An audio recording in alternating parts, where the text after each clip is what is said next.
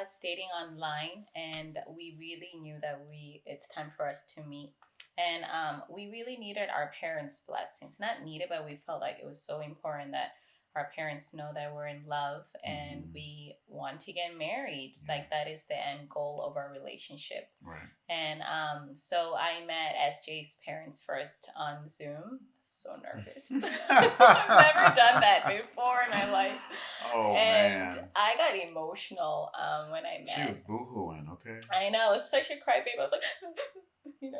And I was nervous, but it was beautiful at the same time to see the people that made this man, that brought up this man to be who he is today. And it confirmed more things about why I love him and why I want to be with him for the rest of my life. And yeah, when we met online, we it was very short, but felt right, and we talked, we laughed, we cried, we prayed, and they blessed our relationship and us wanting to meet, him coming to Taiwan, and then that's another story which I'll allow SJ to share.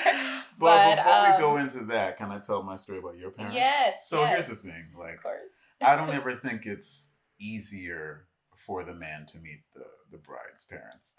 It's always like if her father doesn't approve, it's Oh, like forget it. especially Moses, my dad. Your Yeah, dad. Well, very wise man. yeah, for me, I'm like, I'm about to meet like the African chief of all African chiefs in my mind. Stop. I heard drums in the background in my mind. I heard, but then By the way, he's an actor, so everything is everybody just knows I'm played an out like a actor. movie Everybody here. knows I'm an actor. No, if you don't know, I'm an actor. But truly, the narrative in my mind was like, I am African American, black, and we're both Black and black, black. but she's from the blackest of blackest places, which is an African country called Swaziland, and which I had no history on, unfortunately. So I'm thinking my knowledge of African people was there's just a certain level of I would just say there's a level of expectation and decorum Mhm. when it comes to how you present yourself. And yes, people have said wonderful things about how I present myself and how I speak and all those things, but that goes out the window when it comes to approving someone for your daughter. Right. So when I did meet And her, not just yeah, for marriage, just yeah, for dating your daughter. right, yeah. Yeah. But here's the thing: I already knew I was going to ask for a hand in marriage. Mhm. Um, so I wanted to open up in prayer, and then her father prayed, and it was great. It felt a lot like I was talking to my parents, who are also ministers, but different, because they were from a whole different country. Their accents are different. It's just something to adjust, and that's what I never anticipated was being kind of meshed into a whole nother culture. Mhm. Like that's a lot more to talk about, but that's definitely the first impression I had. And I did ask. I said, I would like to know if I could have her hand in marriage, and they were all for it. They were all for it, but not without some other cultural traditions. That was like part two. So just revealing Part two, himself part to one, our family, that was part one. part one, part And one. then part two is the traditions that come with it, which was an experience for me too. I was born in Swaziland. I moved to New York when I was 8. Never went back home, moved to Taiwan after that. I've been away from home for a long time. But with our family and our values, these traditions are important. And I never thought I would experience it. It wasn't something in my mind that, oh, I will also do the same thing. But I remember witnessing that with my older sister, Geddy. I was at home for vacation and I saw the process of those traditions, which I also think that was another revelation or a foreshadowing of God saying, hey, that'll be you one day. Mm. So my babe here had to find out about those traditions. Oh man. And yeah, Oman And is. the traditions, I don't mean to be down about it, but those traditions, what we're speaking of right now is called a dowry, otherwise known as a lobola. Is that how you pronounce it? Lobola. Lobola, right? Mhm. And so that basically is, in my just the layman's terms, is that you are blessing the family financially for your bride. That's basically the broad, not great definition of it. But, It's also like just showing your sacrifice and your it's commitment to definitely the family sacrifice. Yeah. that you want to take their daughter. What is it? You want to take Yeah. in hand in marriage Right. of the father, the daughter's father's daughter. Does that make sense? And so you have to show traditions of giving a dowry to really show your commitment and love for this daughter. So it's a You know, symbol. It's symbol, like you a said, of your symbol, commitment. and Now, respect in and my honor. culture, I'm an American. Mm-hmm. We can go to the courthouse and we finish. We married. Mm-hmm. Mm-hmm. So I'm not gonna lie. My intentions were to potentially do that because it's COVID, Mm-hmm. to come to Taiwan and do all that. But Right. at the end of the day, thank you. Mm-hmm. End of the day, that was not necessarily the case. So I had to, really get my mind together when it came to the understanding that I am not marrying into my own culture fully. Mm-hmm. I'm marrying into a culture that is very rich in history and has different traditions that are significant to its people. And I should respect that if I want to be married to somebody who is an offspring of these traditions, even if she has not been a part of her land for some time. I really had to just go before God about it. Mm-hmm. And it wasn't easy because your flesh is just like, I mean, I got to pay who for what? Isn't the wedding going to be expensive enough? Like, but that's the honest truth. Mm-hmm. And then you find other truth in just, well, from another person's perspective who has thought about this for their child forever, how can you, fulfill that commitment that they expect of whoever is their spouse, their Mm-hmm. child's spouse? So, Mm-hmm. you have to kind of give up some of your pride Yeah. and And just go for it. and just honor the process, even Yeah. if there isn't full understanding. You And that's hard because I can definitely be more literal. Like, what do you mean I understand the process? Why am I doing this? For what reason? Right. And they got nothing to do. My parents don't ask you for it, but that's not even the job of the bride. So Yeah. I remember like Isaac in the Bible, he was going for Rebecca and he had to work for 7 years. Only to find out the father was like, oh, by the way, you have to work another 7 years. The first 7 years was for the older daughter. Mhm. Like, there's so many traditions, and some really are about honoring. And for my husband to see that and not show my parents, like, oh, wow, okay. He was so great about it, and we talked about it. I wasn't scared or nervous to bring it up to him, as I was learning too the importance of that. Now imagine not being able to grow up in Swaziland and growing up in New York and Taiwan. That wasn't the first thing on my mind, but my spirit told me that's important. So talking to my parents about it, and then for them to be able to explain it so well to Esjae and I with also honor, it was beautiful. It was beautiful, and but not without confusion at first, because yeah, she presented it to me like, what is the actual presentation you gave me about what I was supposed to do? What did they traditionally do outside of the money? Oh, okay. I actually, it's just something that I witnessed my dad do for my sister. Was when my brother-in-law came to ask for a hand in marriage. My sister wasn't present. He brought his best friend to the house. And my dad, I guess he's a creative man. He used beans to count the number of dowry of cows my brother-in-law should give. But that's what I was getting to. Right. She mentioned cows. Right, cows. So yes, that is. What does cows have to do with my marriage? Okay, go ahead. Right. There's a joke behind that. It's something else. But, okay.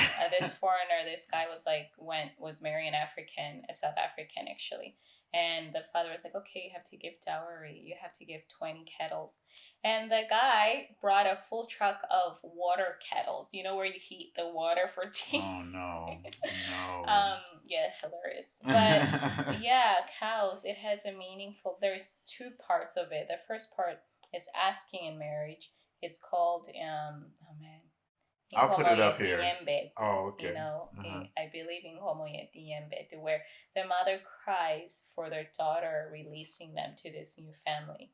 So then the second part is giving lobola, that is after marriage. Before marriage, you give the rest of the cows. And cows also is meat. When you have meat, you have parties, you celebrate. And Mm. my father used to have a farm, so that really worked out well. But now with COVID, with not having a farm, the next part will be giving finance money to also do the same blessing. And Therein it's lies the sacrifice. That's all the right. It wasn't sacrifice. about selling your daughter, but it's about the honor and the symbols behind this Yeah. action. Yeah. But Yeah, but with that being said, the journey from that understanding was the approach of trying to come to oh Taiwan. man, take a deep breath. Take another We got to one. do Wusa. What does Usa mean? Wusa is just like you got to calm it all down. Okay. Yeah, we gotta This is take see the it. thing is I'm from America and she's not, so some of these terms that we just know. Yeah, I'm like, don't be bringing that in. That is just no.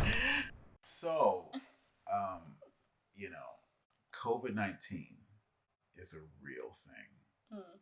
and my pursuit of Divamile kind of made me have some sort of super mind powers that I could just do anything during the pandemic, even go to another country like a crazy person, right? So, how did I get there, you ask? We have a whole lot of questions. I wish I had them in front of me. Like, are you there on, you know, government work? Mm-hmm. How did you get into the country? What was this? What was that? Yeah. Before I even get into that, y'all, I almost didn't make it to Taiwan.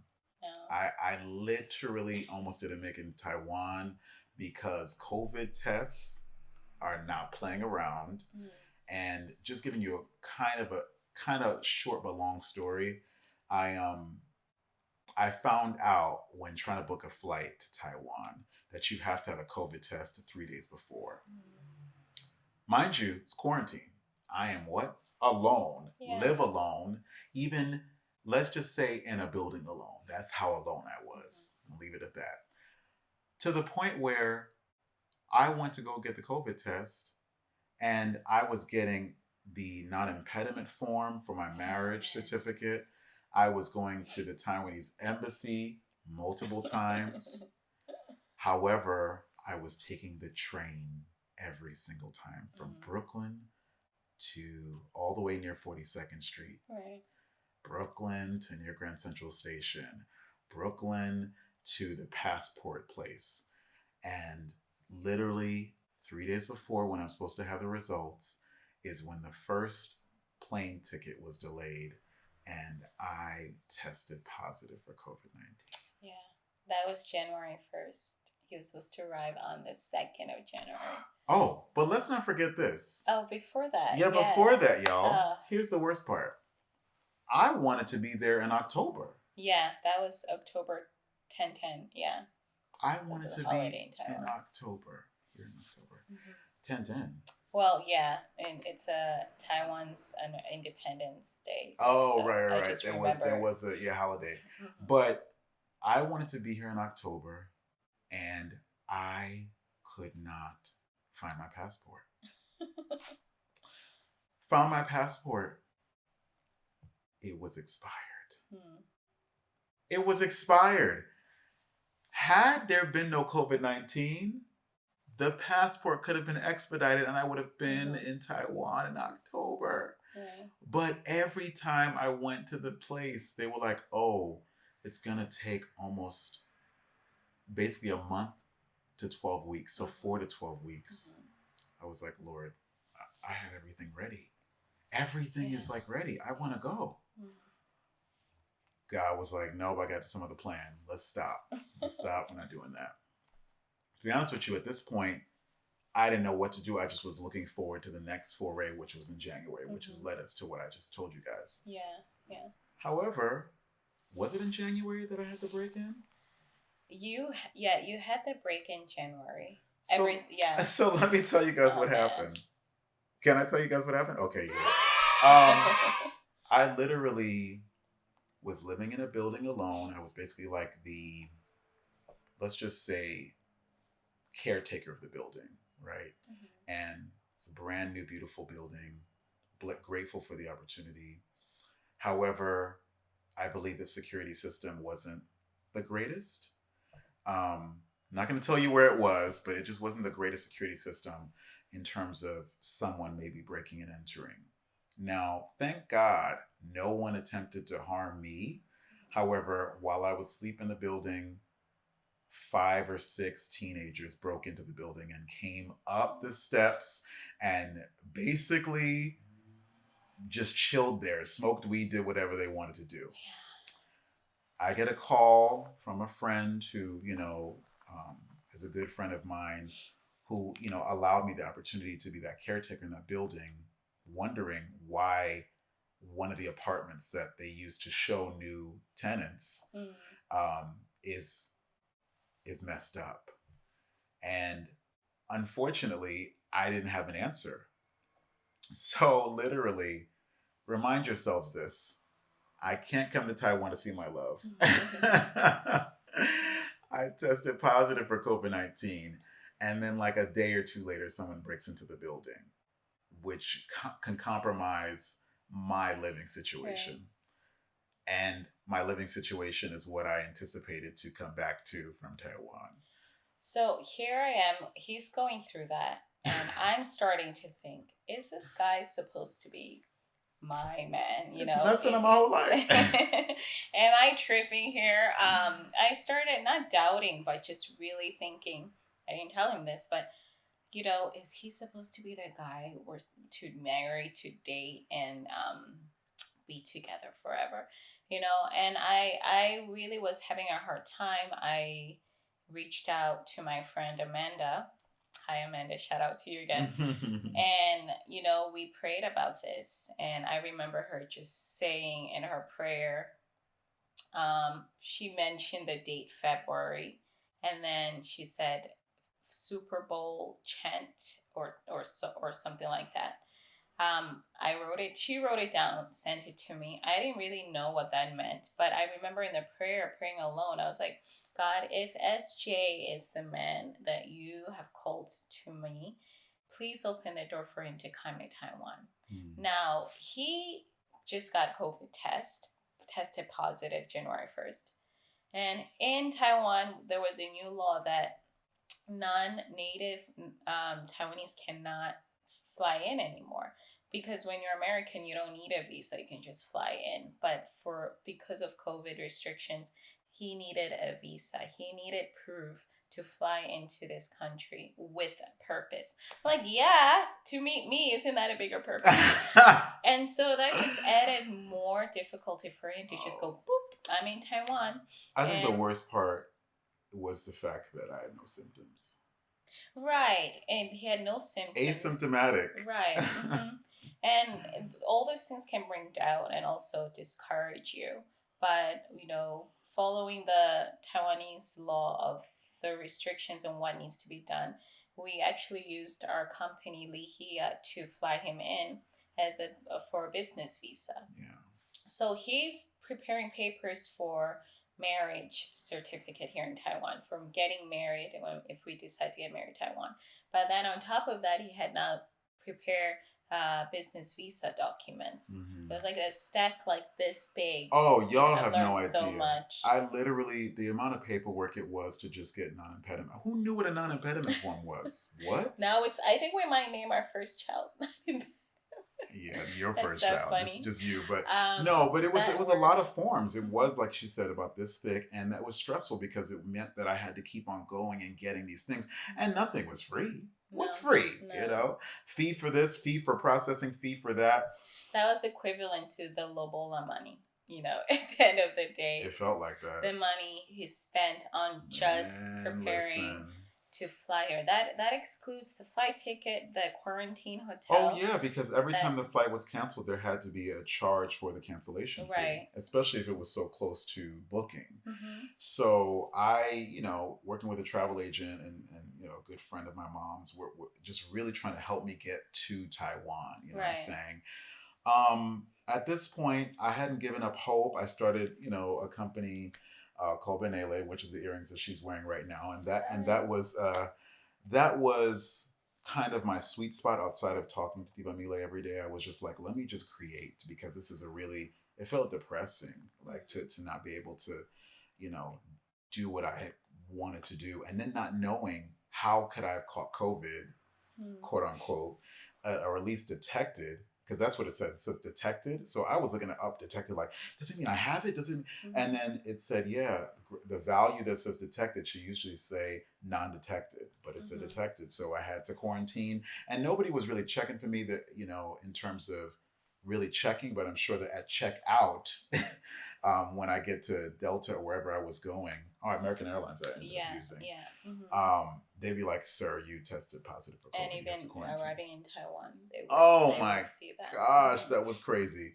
So speeding up the story a little bit, we finally have positive results, or negative results. Negative, but they were results. it was positive news, Yeah. that I could finally get to Taiwan, via my COVID-19 test. But you had to receive your documents, your non-impediment documents. Right, and then that had to be expedited, right? Tell Right, and what was difficult is that all had to be done in the Taiwanese embassy, and that time it's already almost Chinese New Year. There's COVID. There's not the business is not running as usual. So to wait for your COVID results, that's where I lost it. You know, I was just so frustrated. Right. I was like, "Where are you right now? Can you please give your phone to the lady who's assisting your documents?" Right. And it's like, "Oh, I'm already in a taxi." I was like, "Please."